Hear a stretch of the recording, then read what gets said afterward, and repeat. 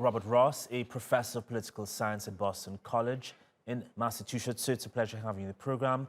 First, your thoughts on this meeting. I mean, do you expect resolutions on any issues the two leaders have differences on?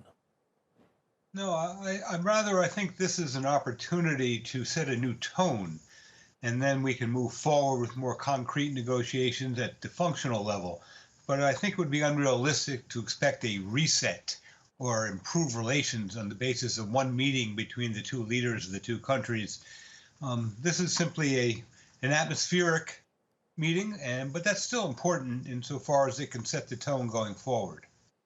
Atmospheric, no doubt, but there are going to be lots of questions between the two. Let's take Taiwan, for example. It seems to be one of the most pressing issues, at least over the past few months.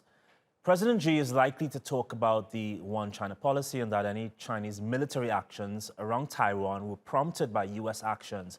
How do you think Biden is likely to respond to that? Well, President Biden has seen Taiwan as an important chip to play in U.S.-China relations, as an asset to put pressure on China. And he's shown no restraint so far in moving the U.S.-Taiwan relationship forward, and in so doing, suggesting to the Taiwan leadership that America is supporting them and has their back. That's the risk that the United States runs, because when we say to the leadership of Taiwan, we have your back, the mainland believes that is encouraging Taiwan independence, and hence we get greater Chinese military activities in an effort to tell the United States, be careful, stop what you're doing. Yeah, there are quite a few issues, as you mentioned, these two countries need to discuss. Taiwan is one we just mentioned, Hong Kong, the Uyghur issue, a global trade. What issues do you see there being any compromise on? Well, the United States, I believe, has as its priority in terms of cooperation would be the trade war and the ability to walk back some of the sanctions, walk back some of the tariffs, so that the United States can begin to take advantage of inexpensive Chinese goods and U.S.-China trade to try and ease the inflation in the United States and promote economic growth.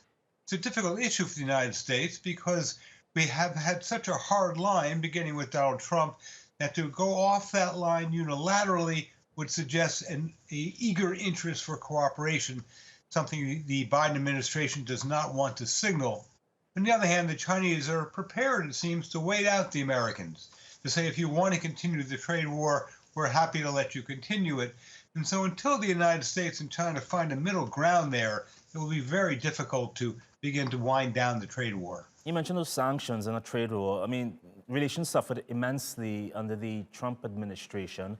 And Biden is quite fond often of mentioning that he's probably the politician who spent the most time with Xi Jinping. Apparently they were friends when they were vice presidents.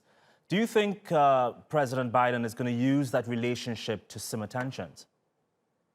I do not think President Biden believes that personal relationships can mitigate, ameliorate, resolve the very strong and significant conflicts of interest the United States has with China. And he sees in Xi Jinping a very strong leader and a pragmatic leader, not one inclined to make compromises to the United States simply because they are, quote, old friends. So President Biden wants to come into this relationship with a strong hand, showing his resolve, getting his allies in order, and then present President Xi Jinping with a strong front. The problem is that that's been difficult for the United States. The Europeans are reluctant to get involved in our trade war with China. Our allies in Europe and in Japan and in Southeast Asia are sort of moving away from the trade war. And so the ability to present a strong front is quite difficult. And meanwhile, as we know, the U.S. economy is in trouble with inflation. So it's not clear the president has a strong hand in which to present to Xi Jinping, or that Xi Jinping is in any hurry to help President Biden with his domestic issues. We'll have to leave it there for now. We appreciate your time once more. Thank you for your time. Thank you.